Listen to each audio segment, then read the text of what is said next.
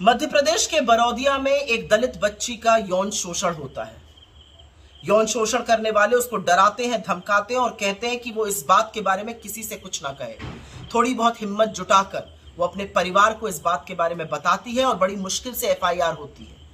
इस दलित बच्ची के यौन शोषण के मुख्य अभियुक्त बीजेपी के नेता पाए जाते हैं। उसमें से जो मुख्य अभियुक्त एक है अंकित सिंह, वो बीजेपी का कोई युवा ग्रामीण मंडल का अध्यक्ष था, और दूसरा अभियुक्त कोमल सिंह बीजेपी के विधायक भूपेंद्र सिंह का करीबी माना जाता है।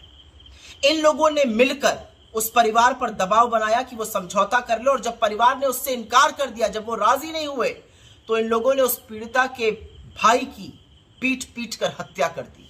और जब मां ने आके बीच बचाव की कोशिश करी तो उसको भी निर्वस्त्र करके पीटा गया। यही नहीं, अभी 3 दिन पहले पीड़िता के चाचा को समझौते के नाम पर बुलाया गया। जब उसने समझौते से इनकार किया तो उसकी भी हत्या कर दी गई।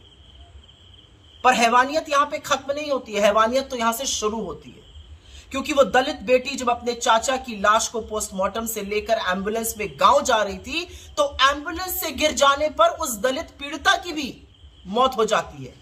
1 साल में 2 हत्याएं, और संदिग्ध परिस्थिति में उस पीड़िता की मौत जिसने बीजेपी के नेताओं पर यौन शोषण का आरोप लगाया था, यह सभ्य समाज की निशानी तो नहीं है। मुझे नहीं पता आपको इस बात की खबर मिली है कि नहीं मोदी जी, लेकिन असलियत यह है कि दलित, आदिवासी, पिछड़ा होना इस देश में अभिशाप बन चुका है। असलियत तो यह है कि समझ में नहीं आता कि इन दरिंदों को क्यों लगता है कि वो इस देश की आधी आबादी के खिलाफ, खास तौर से दलित बेटियों के खिलाफ ये सब कर सकते हैं। उनको कहां से ये बेखौफ रवैया आता है? उनको लगता है कि आप हर बार की तरह संरक्षण आरोपी को देंगे और बेटी के खिलाफ खड़े होंगे, इसलिए वो ऐसा करते हैं। असल में तो मोदी जी जब आप चुनावी मंच से मुजरा शब्द का प्रयोग बार बार करते हैं तो इन आदमखोरों को हौसला मिलता है, इनको साहस मिलता है। इस तरह की हरकत बेटियों के साथ करने से इनको लगता है औरत दोयम दर्जा है और उसके साथ वो चाहे तो कुछ भी कर सकते हैं। आपसे कोई भी आशा करना बेमानी है, क्योंकि आप हर बार की तरह इस बार भी आरोपियों के साथ ही खड़े होइएगा। मीडिया में हर बार की तरह सुलटपक सन्नाटा है। महिला मंत्री खामोश रहेंगे, महिला आयोग आंखों पे पट्टी बांध लेगा, लेकिन असलियत यह है कि इस देश में एक दलित बेटी के साथ इतनी बड़ी घटना होती है, हत्याएं होती हैं।